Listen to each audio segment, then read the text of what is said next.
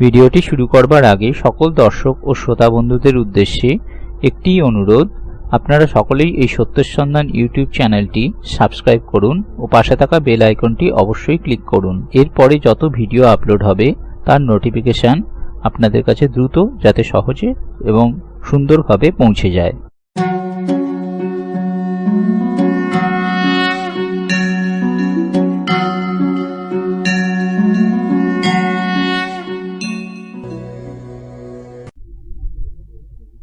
ओम अनंत कोटि ब्रह्मांड नायक राजाधिराज जोगिरा सच्चिदानंद सद्गुरु श्री श्री साईनाथ महाराज की जय। आज আমরা পাঠ করব শ্রী সাই সচ্চরিত থেকে অধ্যায় 18 এবং 19। এই অধ্যায়ে থাকছে শ্রী হেমাদ পন্থের উপর বাবার কৃপা কিভাবে হয়, শ্রী ষাঠে ও শ্রীমতী দেশমুখের গল্প, উত্তম বিচারকে উৎসাহ প্রদান, উপদেশে নবনীতা, নিন্দে সম্বন্ধীয় উপদেশ ও পরিশ্রমের জন্য মজুরি। ব্রহ্মজ্ঞানের জন্য লালায়িত এক ধনী ব্যক্তির সাথে বাবা কিরূপ ব্যবহার করেন তার বর্ণনা হেমাদপন্থ গত 2 অধ্যায়ে দিয়েছেন। এবার হেমাদপন্থের ওপর বাবা কিরূপ অনুগ্রহ করেন, উত্তম বিচারকে উৎসাহ দিয়ে সেগুলি ফলীভূত করেন এবং আত্মোন্নতি ও পরিশ্রমের প্রতিফলের সম্বন্ধে কিরূপ উপদেশ দেন, সেই সব কথাই এই 2টি অধ্যায়েতে বর্ণনা করা হবে। পূর্ব বিষয়। এ কথা তো সবাই জানে যে সদ্গুরু সবসময় নিজের শিষ্যের যোগ্যতার উপর বিশেষ লক্ষ্য রাখেন। তিনি উপযুক্ত উপদেশ দিয়ে আত্মানুভূতির দিকে শিষ্যদের এগিয়ে দেন, যাতে ওদের মন একটুও দোলাচলে না থাকে। এই বিষয়ে কিছু লোকের এই রকম মতও শোনা যায় যে শিক্ষা বা উপদেশ সদ্গুরুর মাধ্যমে প্রাপ্ত হয় সেটা অন্যদের মাঝে প্রসারিত করা উচিত নয়। ওদের এই ধারণা যে সেটি প্রকাশ করলে তার গুরুত্ব কম হয়ে যায়। কিন্তু এই ধরনের দৃষ্টিভঙ্গি সংকুচিত। সদ্গুরু বর্ষা ঋতুর মেঘের মতো সর্বদা একরকম বর্ষণ করেন, অর্থাৎ তিনি নিজের অমৃততুল্য উপদেশ বিস্তৃত ক্ষেত্রে প্রসারিত করেন। প্রথমে ওর শাশ্বত গ্রহণ করা উচিত, তারপর সংকীর্ণতা ত্যাগ করে অন্য লোকেদের মাঝেও সেটা প্রসার করা উচিত। এই নিয়ম জাগ্রত ও স্বপ্নে 2 অবস্থায় প্রাপ্ত উপদেশের ক্ষেত্রে প্রযোজ্য। উদাহরণস্বরূপ বুদ্ধ কৌশিক ঋষি স্বপ্নে প্রাপ্ত প্রসিদ্ধ রাম রক্ষা স্তোত্র সাধারণ লোকের কল্যাণের জন্য প্রকট করে দেন। এক দয়াময়ী মা প্রয়োজনে যেরূপ ছেলেকে তেঁতো ওষুধ জোর করে খাওয়ান, সেই রকমই শ্রী সাই বাবাও নিজের ভক্তদের কল্যাণের জন্য উপদেশ দিতেন। তিনি নিজের পদ্ধতি গুপ্ত না রেখে সম্পূর্ণ স্পষ্টতাকে বেশি গুরুত্ব দিতেন। তাই যে ভক্তরা তাঁর উপদেশগুলি পূর্ণরূপে পালন করত তারা নিজেদের লক্ষ্য স্থির করতে সফল হয়েছে। শ্রী সাই বাবার ন্যায় সদ্গুরুই জ্ঞানচক্ষু খুলিয়ে আত্মার দিব্যতা অনুভব করিয়ে দিতে সর্বসমর্থ। বিষয় বাসনার প্রতি আসক্তি নষ্ট করে তিনি ভক্তদের ইচ্ছেগুলি পূরণ করেন, যার ফলস্বরূপ জ্ঞান ও বৈরাগ্য প্রাপ্ত হয় ও জ্ঞানের উত্তরোত্তর উন্নতি হতে থাকে। এই সব শুধু তখনই সম্ভব যখন আমরা সদ্গুরুর সান্নিধ্য প্রাপ্ত করে তাঁর সেবা করার পর তার প্রেম অর্জন করতে পারি। তখন ভক্ত কাম কল্পতরু ভগবানও আমাদের সাহায্য করেন। তিনি আমাদের কষ্ট ও দুঃখ হতে মুক্ত করে সুখী করেন। এই রকম উন্নতি কেবল সদ্গুরুর কৃপার দ্বারাই সম্ভব, যিনি স্বয়ং ঈশ্বরের প্রতীক। তাই আমাদের সবসময় সদ্গুরুর খোঁজ করা উচিত। এবার আমরা মুখ্য বিষয়ের দিকে আসি। শ্রী ষাঠে। অনেক বছর আগে ক্রফোর্ডের শাসনকালে শ্রী ষাঠে নামে এক ভদ্রলোক কিছু খ্যাতি প্রাপ্ত করেছিলেন, কিন্তু এই শাসন বোম্বের লর্ড রে দমন করে দেন। শ্রী ষাঠের ব্যবসায় যথেষ্ট ক্ষতি হয় এবং পরিস্থিতি প্রতিকূল হওয়ার দরুন ওর বেশ ধাক্কা লাগে। উনি অত্যন্ত দুঃখী ও নিরাশ হয়ে পড়েন ও বাড়ি ছেড়ে একান্তে কোনো স্থানে বাস করার ইচ্ছে ওনার মনে জাগে। বেশিরভাগ সময় মানুষ বিপদে এবং দুর্দিনেই ঈশ্বরকে স্মরণ করেন এবং তার প্রতি বিশ্বাসও এই সময়ই বাড়ে। আমরা কষ্ট দূর করার জন্য তার কাছেই প্রার্থনা করি। যদি আমাদের পাপকর্ম অবশিষ্ট না থাকে তাহলে ঈশ্বরও আমাদের সাক্ষাৎ কোনো সন্তপুরুষের সাথে করিয়ে দেন, যিনি আমাদের কল্যাণার্থে সঠিক পথ দেখান। ঠিক এমনটাই শ্রী ষাঠের জীবনেও ঘটে। ওর এক বন্ধু ওকে শিরডি যাওয়ার পরামর্শ দেন মনের শান্তির জন্য এবং ইচ্ছাপূর্তির নিমিত্তে। সেখানে দেশের দূর দূরান্ত থেকে লোকের দল আসত ও আজও আসে। শ্রী ষাঠের এই পরামর্শটি খুবই ভালো লাগে এবং 1917 সালে উনি শিরডি যান। বাবার সনাতন পূর্ণব্রহ্ম স্বয়ং দীপ্তিমান নির্মল ও বিশুদ্ধ স্বরূপ দর্শন করে ওর মনের সমস্ত ব্যগ্রতা নষ্ট হয়ে চিত্ত শান্ত ও স্থির হয়ে যায়। উনি ভাবেন, গত জন্মে সঞ্চিত শুভ কর্মের ফল স্বরূপই আজ আমি শ্রী সাই বাবার পবিত্র চরণে পৌঁছতে সক্ষম হয়েছি। শ্রী ষাঠে ছিলেন দৃঢ়চিত্ত পুরুষ, তাই উনি শীঘ্রই গুরুচরিত্রর অধ্যয়ন শুরু করে দেন। এক সপ্তাহের মধ্যেই যখন চরিত্রর প্রথম অধ্যায় শেষ হয়ে যায়, তখন বাবা সেই রাতেই ওকে একটি স্বপ্ন দেন। স্বপ্নটি এইরূপ ছিল: বাবা নিজের হাতে চরিত্রটি ধরে আছেন ও শ্রী ষাঠেকে কোনো একটি বিষয় বোঝাচ্ছেন। শ্রী ষাঠে সামনে বসে মন দিয়ে শুনছেন। ঘুম ভাঙতেই স্বপ্নের কথা মনে করে ওর খুব আনন্দ হয়। উনি স্পষ্ট বুঝতে পারেন যে এটা তো বাবার পরম কৃপা যে এইরূপ অচেতন অবস্থায় পড়ে থাকা প্রাণীদের জাগিয়ে তাদের গুরুচরিত্রর অমৃত পান করার সৌভাগ্য প্রদান করেন। উনি এই স্বপ্নটির কথা কাকা সাহেব দীক্ষিতকেও বলেন। তাকে শ্রী সাই বাবাকে জিজ্ঞাসা করতে বলেন, এর অর্থ কি? এক সপ্তাহের পাঠ কি পর্যাপ্ত, না আবার আরেকটি পাঠ শুরু করা উচিত? শ্রী কাকা সাহেব দীক্ষিত উচিত সুযোগ দেখে বাবাকে জিজ্ঞেস করেন, হে দেব, এই দৃষ্টান্তটির মাধ্যমে আপনি শ্রী ষাঠেকে কি উপদেশ দিতে চাইছেন? উনি কি পাঠ বন্ধ করবেন নাকি চালিয়ে যাবেন? উনি এক সরল হৃদয়ের ভক্ত, তাই আপনি ওর মনোকামনা পূর্ণ করুন। হে দেব, কৃপা করে ওকে ওই স্বপ্নের যথার্থ অর্থ বুঝিয়ে দিন। তখন বাবা বলেন, ওর গুরুচরিত্র আর এক সপ্তাহ পড়া উচিত। যদি উনি মন দিয়ে পাঠ করেন তাহলে ওর মন শুদ্ধ হয়ে যাবে এবং শীঘ্রই ওর কল্যাণ হবে। ঈশ্বরের প্রসন্ন হয়ে ওকে এই সংসারের বন্ধন থেকে উদ্ধার করে দেবেন। এই সময় শ্রী হেমাৎপন্ত সেখানে উপস্থিত ছিলেন এবং বাবার চরণ সেবা করছিলেন। বাবার কথা শুনে তার মনে হয় যে ষাঠে কেবল এক সপ্তাহের পাঠেই মনোবাঞ্ছিত ফল পেয়ে গেলেন, আর আমি গত 40 বছর ধরে গুরুচরিত্রে পাঠ করছি, যার পরিণাম আজ পর্যন্ত পেলাম না। ওর কেবল 7 দিনের শিরডি অবস্থান সফল হয়ে গেল, আর আমার গত 7 বছরের 1910 থেকে 17 বাস কি ব্যর্থ হয়ে গেল? চাতক পাখির মতো আমি সর্বদা ওই কৃপাঘন মেঘের বাবার পথ চেয়ে বসে থাকি, যে কখন তিনি আমার উপর অমৃত বর্ষণ করবেন, তিনি কখন আমায় উপদেশ দিয়ে কৃতার্থ করবেন। এই কথা ওর মনে উঠতে না উঠতেই বাবা সেগুলি তখনই জেনে গেলেন। এমনটি অনেক ভক্তরাই অনুভব করেছে যে তাদের মনের সমস্ত গতিবিধি জেনে বাবা তখনই কুবিচার দমন করে উত্তম বিচারগুলিকে উৎসাহিত করতেন। হেমাৎপন্থের এই রকম মনোভাব দেখে বাবা তখনই তাকে সামার কাছে গিয়ে তার সাথে কিছুক্ষণ কথাবার্তা বলতে ও তার থেকে 15 টাকা দক্ষিণা আনতে আদেশ দেন। তার কথা অবজ্ঞা করে এমন সাহস কার থাকতে পারে? শ্রী হেমাৎপন্ত অবিলম্বে শামার বাড়ি গিয়ে পৌঁছান। সেই সময় শামা স্নান করে ধুতি পরছিলেন। উনি বেরিয়ে এসে হেমাৎপন্তকে জিজ্ঞেস করেন, আপনি এখানে কি করে? মনে হচ্ছে আপনি মসজিদ থেকে এসেছেন। এত উদাস কেন? আপনি একলা কেন? আসুন, বসুন, একটু বিশ্রাম করুন, ততক্ষণে আমি পুজো ইত্যাদি সেরে নিই। পান ইত্যাদি গ্রহণ করুন, তারপর আমরা আনন্দ সহকারে কথাবার্তা বলবো।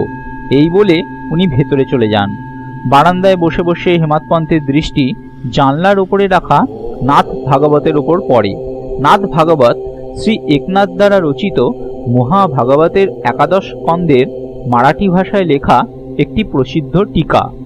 শ্রী সাই বাবার আজ্ঞানুসারে শ্রী বাপু সাহেব যোগ এবং শ্রী কাকা সাহেব দীক্ষিত শিরডিতে নিত্য ভগবদ্গীতা, যা মারাঠি টিকা, যার নাম ভাবার্থ দীপিকা সহিত বা জ্ঞানেশ্বরী, কৃষ্ণ ও ভক্ত অর্জুন কথোপকথন, নাথ ভাগবত, শ্রীকৃষ্ণ উদ্ভব কথোপকথন এবং একনাথের মহান গ্রন্থ ভাবার্থ রামায়ণ পড়তেন। ভক্তগণ বাবাকে কোনো প্রশ্ন জিজ্ঞাসা করলে কখনো তিনি আংশিক উত্তর দিতেন এবং কখনো ওদের ভাগবত তথা প্রমুখ গ্রন্থগুলি শ্রবণ করতে বলতেন। সেগুলি শুনে ভক্তরা নিজেদের প্রশ্নের পূর্ণরূপে সন্তোষজনক উত্তর পেয়ে যেত। শ্রী হেমাদ পন্ত নাথ ভাগবতের কিছু অংশ প্রতিদিন পড়তেন। আজ ভোরবেলা মসজিদে যাওয়ার সময় কিছু ভক্তদের সৎসঙ্গের দরুন উনি নিজের পাঠ অসম্পূর্ণ ছেড়ে দেন। জানলা থেকে গ্রন্থটি উঠিয়ে সেটি খুলতেই নিজের অপূর্ণ পাঠের পৃষ্ঠাটি দেখে ওর খুব আশ্চর্য লাগে। উনি ভাবেন, বাবা বোধহয় এই কারণেই আমাকে এখানে পাঠিয়েছেন, যাতে আমি নিজের শেষ পাঠটুকু সেরে নিতে পারি। এই ভেবে উনি নিজের পাঠ শুরু করেন। পাঠ পুরো হতেই শ্যামাও বেরিয়ে আসেন এবং ওদের দুজনের মধ্যে কথোপকথন শুরু হয়। হেমাদ পন্ত বলেন, আমি বাবার একটা বার্তা নিয়ে আপনার কাছে এসেছি। উনি আমাকে আপনার কাছ থেকে 15 টাকা দক্ষিণা আনতে ও কিছুক্ষণ আপনার সাথে কথাবার্তা বলে আপনাকে আমার সাথে মসজিদে ফিরে যেতে বলেছেন। শ্যামা অবাক হয়ে বলেন, আমার কাছে তো 1 নয়া পয়সাও নেই, তাই আপনি টাকার বদলে দক্ষিণায় আমার 15টি নমস্কার নিয়ে যান। তখন হেমাদ পন্ত বলেন, ঠিক আছে, আমি আপনার 15টা নমস্কার স্বীকার করলাম। আসুন এবার আমরা কিছু গল্পগুজব করি এবং কৃপা করে বাবার কিছু লীলা আমায় শোনান, যাতে আমার পাপ নষ্ট হয়। শ্যামা বললেন, তাহলে একটু বসুন। এই ঈশ্বরের লীলা অদ্ভুত। কোথায় আমি, একটি অশিক্ষিত গ্রাম্য মানুষ, আর আপনি কত বিদ্বান ব্যক্তি। এখানে আসার পর আপনি বাবার অনেক লীলা দেখেছেন, সেগুলি আপনার সামনে কি করেই বা বর্ণনা করি। আচ্ছা, এই পান সুপুরি খান, ততক্ষণে আমি কাপড়টা পরে নিই। একটু পরে শ্যামা ফিরে আসেন এবং তারপর দুজনের মধ্যে নিম্নলিখিত কথোপকথন শুরু হয়। শ্যামা বললেন, এই পরমেশ্বরের বাবার লীলা অন্তহীন, যার কোনো কুল নেই। তিনি তো লীলায় অলিপ্ত থেকে সদাই বিনোদ করেন, সেগুলি আমরা চাষারা কি বা বুঝতে পারবে। বাবা স্বয়ংই কেন বললেন না, আপনার মতো বিদ্বানকে আমার মতো মূর্খের কাছে কেন পাঠালেন? তার কার্যপ্রণালী বোঝা কঠিন। আমি শুধু এতটাই বলতে পারি, সেগুলি লৌকিক নয়। এইরূপ ভূমিকার সাথে সাথেই শ্যামা বলেন, এবার আমার একটা ঘটনা মনে পড়েছে, যেটা আমি ব্যক্তিগত রূপে জানি। যেমন ভক্তদের নিষ্ঠা ও ভাব হয়, বাবাও সেই মতোই তাদের সাহায্য করেন। কখনো কখনো তো বাবা ভক্তের কঠিন পরীক্ষা নেওয়ার পরই তাকে উপদেশ দেন। উপদেশ শব্দটি শুনে 60-এর গুরুচরিত্র পাঠের ঘটনাটি তক্ষুনি মনে পড়ায় হেমাদ পন্ত রোমাঞ্চিত হয়ে ওঠেন। উনি ভাবেন, বাবা বোধহয় আমার মনের অস্থিরতা দূর করার জন্যই আমাকে এখানে পাঠিয়েছেন। তবুও নিজের মনের কথা প্রকাশ না করে শ্যামার কথাগুলি মন দিয়ে শুনতে লাগলেন। সেই সব কাহিনীগুলির কেবল একটাই বক্তব্য দেখা যাচ্ছিল, যে বাবার মন নিজের ভক্তদের প্রতি গভীর দয়া ও স্নেহে ভরা। লীলাগুলি শ্রবণ করে হেমাদ পন্ত আন্তরিক উল্লাস অনুভব করছিলেন। এবার শ্যামা নিম্নলিখিত কাহিনীটি বলেন। শ্রীমতী রাধাবাই দেশমুখ। একসময় এক বৃদ্ধা শ্রীমতী রাধাবাই দেশমুখ খাসাবা দেশমুখের মা বাবার নাম শুনে সঙ্গমরণের কিছু লোকেদের সাথে শিরডি আসেন। বাবার শ্রীদর্শন পেয়ে উনি অতি প্রসন্ন হন। শ্রী সাঁইচরণে ওর অবিচল শ্রদ্ধা ছিল, তাই উনি স্থির করেন যে বাবার কাছ থেকে উপদেশ গ্রহণ করবেন। আমরণ অনশনের দৃঢ় নিশ্চয় করে উনি নিজের বিশ্রাম গৃহে এসে অন্নজল ত্যাগ করেন। এইভাবে 3 দিন কেটে যায়। আমি এই বৃদ্ধার অগ্নি পরীক্ষা দেখে ভয় পেয়ে যাই এবং বাবাকে এইরূপ প্রার্থনা করি, দেব, আপনি আবার এটা কি শুরু করেছেন? কত লোকেদেরই তো আপনি এখানে টেনে আনেন। আপনি তো ওই বৃদ্ধা মহিলাকেও চেনেন। যদি আপনি ওকে কৃপা করে উপদেশ না দেন, আর দুর্ভাগ্যবশত ওর যদি কিছু হয়ে যায়, তাহলে লোকেরা অকারণে আপনাকেই দোষ দেবে।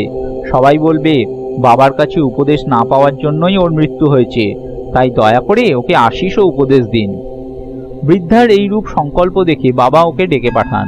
মধুর উপদেশ দিয়ে ওর মনোবৃত্তি পরিবর্তিত করে বলেন, মা, কেন মিছিমিছি তুমি যাতনা সহ্য করে মৃত্যুকে আলিঙ্গন করতে চাইছো? তুমি আমার মা এবং আমি তোমার পুত্র। তুমি আমার ওপর দয়া করো এবং আমি যা বলছি সেটা মন দিয়ে শোনো। আমি স্বয়ং নিজের কাহিনী তোমায় শোনাচ্ছি এবং তুমি যদি মন দিয়ে সেটা শোনো, তাহলে তুমি অবশ্যই পরম শান্তি লাভ করবে। আমার গুরুর আমার উপর খুব দয়াভাব ছিল। তিনি অতি উচ্চকোটির সাধু ছিলেন। দীর্ঘকাল আমি তার সেবা করি, তবুও তিনি আমার কানে কোনো মন্ত্র দেননি। আমি তার থেকে কখনো দূরে যেতে চাইতাম না। আমার প্রবল উৎকণ্ঠা ছিল যে তার সেবা করে যেভাবেই সম্ভব হোক মন্ত্রপ্রাপ্ত করি। কিন্তু তার রীতি অসাধারণ ছিল। তিনি প্রথমে আমার মাথা ন্যাড়া করে আমার কাছে 2 পয়সা দক্ষিণা চান, যেটা আমি তক্ষুনি দিয়ে দিই। যদি তুমি প্রশ্ন করো যে আমার গুরু তো পূর্ণ নিষ্কাম ছিলেন, তবে পয়সা চাওয়াটা কি তার পক্ষে শোভনীয় মানা যেতে পারে? এবং তাহলে তাকে সর্বরূপে বৈরাগীও বা কিভাবে বলা যেতে পারে? এর উত্তর শুধুমাত্র একটাই, যে কাঞ্চনকে তিনি সরিয়ে দিতেন। স্বপ্নেও তার এসবের প্রয়োজন ছিল না। ওই 2 পয়সার অর্থ হলো 1 দৃঢ় নিষ্ঠা, 2 ধৈর্য। যখন আমি এই দুটি বস্তু তাকে অর্পণ করে দিই, তিনি অত্যন্ত প্রসন্ন হন। আমি 12টি বছর তার শ্রীচরণের সেবায় কাটাই। তিনি আমার ভরণ পোষণও করেন। অতএব আমার ভোজন বা বস্ত্রের কোনো অভাব হয়নি। তিনি প্রেমের মূর্তি ছিলেন, অথবা বলা যেতে পারে যে তিনি প্রেমের সাক্ষাৎ অবতার ছিলেন। আমি তার সঠিক বর্ণনাই বা কিভাবে করতে পারি? আমার প্রতি তার খুব বেশি স্নেহ ছিল, এবং এই রকম গুরু খুব কমই পাওয়া যায়। তার দিকে চেয়ে দেখলে মনে হতো যেন তিনি গম্ভীর মুদ্রায় ধ্যানমগ্ন আছেন, ও তখন আমরা দুজনেই আনন্দে বিভোর হয়ে উঠতাম। অষ্টপ্রহর তার শ্রীমুখের দিকে এক পলকে চেয়ে থাকতাম। আমি ক্ষুধা বা তৃষ্ণার বোধ হারিয়ে ফেলেছিলাম। তার দর্শন না পেলে আমি অশান্ত হয়ে উঠতাম। আমার তো সর্বদা তার কথাই মনে হতো, তার চিন্তাতেই ধ্যানমগ্ন থাকতাম। অতএব আমার মন তার চরণ কমলেই লীন হয়ে যায়। এটা হলো 1 পয়সার দক্ষিণা। ধৈর্য হলো 2য় পয়সা। আমি ধৈর্য ধরে বহুকাল গুরু সেবা করি। এই ধৈর্যই তোমাকেও ভবসাগরে পার করিয়ে দেবে। ধৈর্যই তো মানুষের মনুষ্যত্ব। ধৈর্য ধারণ করলেই সমস্ত পাপ এবং মোহ নষ্ট হয়ে সব রকমের বিপদ দূর হয় ও ভয় শেষ হয়ে যায়। এইভাবে তুমিও নিজের লক্ষ্যপ্রাপ্ত করতে পারবে। ধৈর্য তো সমস্ত গুণের খনি এবং সদ্বিচারের জননী। নিষ্ঠা ও ধৈর্য যেন দুটি যমজ বোন, যাদের মধ্যে দেখা যায় প্রগাঢ় প্রেম। আমার গুরু আমার কাছে কোনো কিছু আশা করতেন না। তিনি কখনো আমায় অবহেলা করেননি, বরং তিনি আমাকে সর্বদাই রক্ষাই করেছেন। যদিও আমি সবসময় তার চরণের কাছেই থাকতাম, তবুও কদাচিৎ অন্য জায়গায় গেলেও তার প্রতি আমার প্রেম কম হয়নি। তার কৃপাদৃষ্টি সর্বদা আমার উপর বর্ষিত হতো। যেরূপ কচ্ছপী নিজের প্রেম দৃষ্টি দিয়ে নিজের বাচ্চাদের লালন পালন করে, তারা নদীর এপারে হোক অথবা ওপারে। তাই মা, আমার গুরু তো আমায় কোনো মন্ত্র শেখাননি। আমি কি করে তোমায় কানে মন্ত্র দিই? কেবল এইটাই মনে রেখো যে কচ্ছপ মায়ের মতো শুধু গুরুর প্রেম দৃষ্টির সাহায্যে আমরা সন্তুষ্টি প্রাপ্ত করতে পারি। তাই শুধু শুধু কারো থেকে উপদেশ প্রাপ্ত করার চেষ্টা করো না। আমাকেই নিজের বিচারের ও কর্মের লক্ষ্য মানো, এবং তখনই তুমি নিঃসন্দেহে পরমার্থ লাভ করবে। আমার দিকে অনন্যভাবে দেখলে আমিও তোমার দিকে সেইভাবেই দেখব। এই মসজিদে বসে আমি সত্য কথাই বলি। কোনো সাধনা বা শাস্ত্র অধ্যয়ন করার দরকার নেই। কেবল গুরুর কথায় বিশ্বাসই পর্যাপ্ত। সম্পূর্ণ বিশ্বাস রাখো যে গুরুই কর্তা। সে মানুষই ধন্য। যে গুরুর মহানতা বা গুরুত্ব বুঝে, তাকেই হরি, হর ও ব্রহ্মার ত্রিমূর্তি অবতার মানে। এইভাবে বোঝানোর পর বৃদ্ধা মহিলা সান্ত্বনা পান ও বাবাকে প্রণাম করে উপবাস ত্যাগ করেন। এই কাহিনীটি একাগ্রচিত্তে শ্রবণ করে এবং তার উপযুক্ত অর্থটির বিষয় বিচার করে হেমাদপন্তের খুব আশ্চর্য বোধ হয়। ওর মন ভরে ওঠে ও উনি রোমাঞ্চিত হয়ে ওঠেন। অত্যন্ত আনন্দ বিভোর হয়ে ওর কণ্ঠ রুদ্ধ হয়ে যায় এবং মুখ থেকে একটা শব্দও বেরোয় না। ওর এইরূপ অবস্থা দেখে শ্যামা জিজ্ঞাসা করেন, আপনি এইভাবে স্তব্ধ হয়ে গেছেন কেন? বাবার এই ধরনের লীলা তো অনেক আছে, সেগুলির বর্ণনা আমি কোন মুখ দিয়ে করি? ঠিক সেই সময় মসজিদে ঘণ্টা বাজতে শুরু করে, অর্থাৎ মধ্যাহ্ন পুজো ও আরতি প্রারম্ভ হওয়ার সংকেত। তখন শ্যামা ও হেমাদপন্ত শীঘ্রই মসজিদের দিকে রওনা হন। বাবু সাহেব যোগ পুজো সবে আরম্ভ করেছেন। মহিলারা উপরে দাঁড়িয়েছিল ও পুরুষেরা নিচে মণ্ডপে। সবাই উচ্চস্বরে বাদ্যযন্ত্রের সাহায্যে আরতি গাইছিল। তখনই হেমাদপন্তের হাত ধরে শ্যামা উপরে উঠে যান। উনি বাবার ডান দিকে ও হেমাদপন্ত বাবার সামনে গিয়ে বসেন। ওদের দেখে বাবা শ্যামার দক্ষিণাটি চান। তখন হেমাদপন্ত উত্তর দেন, টাকার বদলে শ্যামা আপনাকে 15টা নমস্কার পাঠিয়েছেন এবং স্বয়ং এখানে উপস্থিত আছেন। বাবা বললেন, আচ্ছা ঠিক আছে, এবার আমায় বলো তোমরা নিজেদের মধ্যে কি বিষয়ে আলোচনা করছিলে। তখন ঘণ্টা, ঢোল ও সাময়িক গানের আওয়াজের দিকে কান না দিয়ে হেমাদপন্ত উৎকণ্ঠাপূর্বক সেই বার্তালাপ শোনাতে শুরু করেন। বাবাও সমান উৎসাহী, তাই বালিশে হেলান ছেড়ে একটু সামনের দিকে ঝুঁকে গেলেন। হেমাদপন্ত বললেন, আলোচনাটি খুব সুখদায়ক ছিল। বিশেষ করে ওই বৃদ্ধ মহিলাটির কাহিনী খুব অদ্ভুত লাগলো। সেটি শুনে আমার মনে হলো যে আপনার লীলা অন্তহীন এবং এই কাহিনীটির মাধ্যমে আপনি আমার উপর বিশেষ কৃপা বর্ষণ করেছেন। তখন বাবা বললেন, এ তো বড় আশ্চর্যের কথা। আমার কৃপা তোমার উপর কি করে হলো, খুলে বলো তো শুনি। তখন একটু আগে শোনা ঘটনাটি, যেটি ওর হৃদয় পটলে অঙ্কিত হয়ে গিয়েছিল, বাবাকে শুনিয়ে ফেললেন। বাবা গল্পটি শুনে অতি প্রসন্ন হয়ে বললেন, এর অর্থটাও কি তুমি বুঝতে পেরেছ? তখন হেমাদপন্ত উত্তর দেন, আজ্ঞে বাবা, বুঝতে পেরেছি, তাই আমার মনের চঞ্চলতা নষ্ট হয়ে গেছে। এবার যথার্থ রূপে আমি বাস্তবিক শান্তি ও সুখ অনুভব করছি এবং আমি সত্য পথটি জেনে গেছি।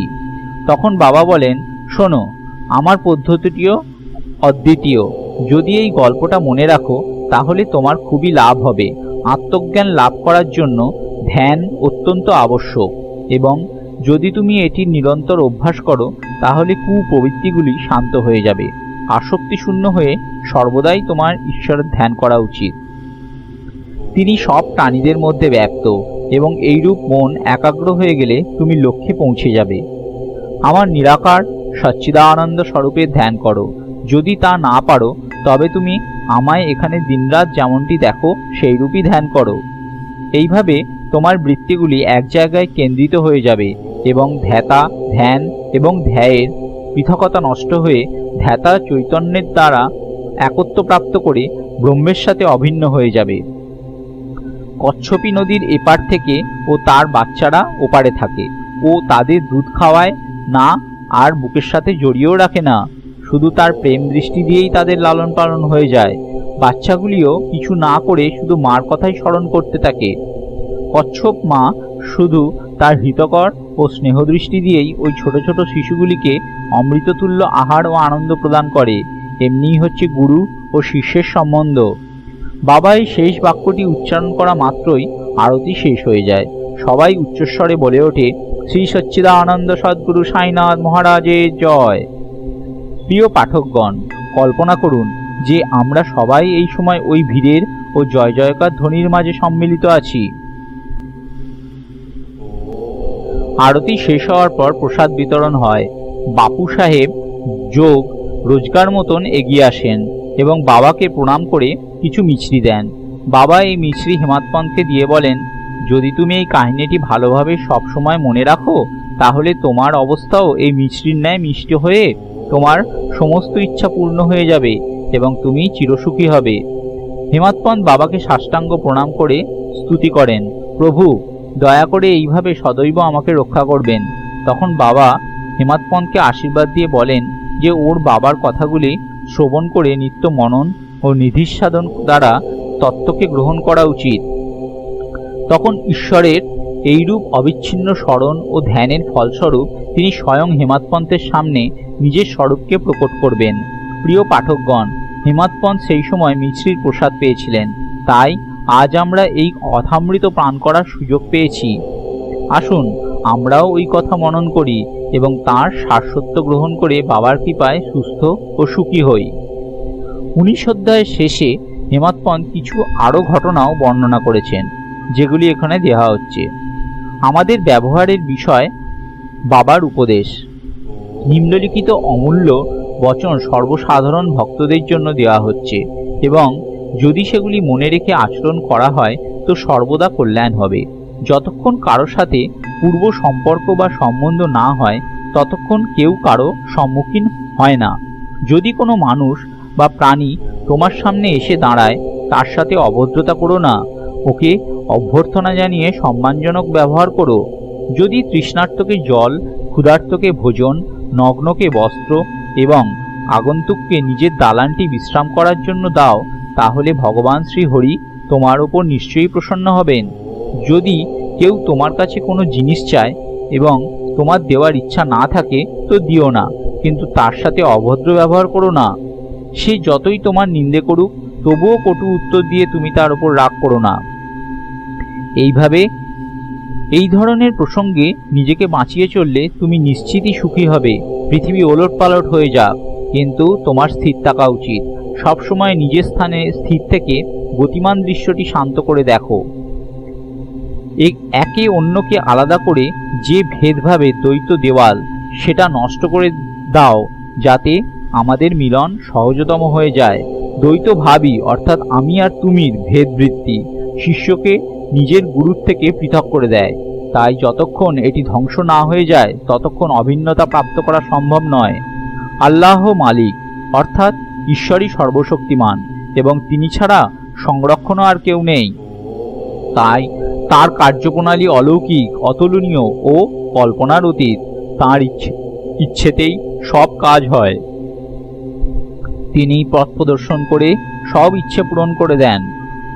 ঋণানুবন্ধের কারণেই আমাদের সাক্ষাৎ ও সঙ্গম হয়। তাই পরস্পরের প্রতি প্রেম ভাব নিয়ে একে অন্যের সেবা করে সবসময় সন্তুষ্ট থাকা উচিত। যে নিজের জীবনের লক্ষ্য ঈশ্বর দর্শন প্রাপ্ত করে নিয়েছে সেই ধন্য ও সুখী। অন্যরা তো নামমাত্রে যতক্ষণ প্রাণ আছে ততক্ষণ জীবিত থাকে। উত্তম বিচারকে উৎসাহ দান। শ্রী সাই বাবা সর্বদা উত্তম বিচারকে উৎসাহিত করতেন। তাই আমরা যদি প্রেম ও ভক্তিভরে অনন্যভাবে তাঁর স্মরণে যাই তাহলে সহজেই অনুভব করতে পারব যে বিভিন্ন ক্ষেত্রে তিনি আমাদের কিভাবে সাহায্য করেন। এক সাধুর উক্তি অনুসারে ভোরবেলা যদি তোমার মনে কোনো শ্রেষ্ঠ বিচার জাগে এবং সারাদিন সেটাই স্মরণ করলে তোমার বিবেক অত্যন্ত বিকশিত হয়ে মন প্রসন্ন হয়ে ওঠে।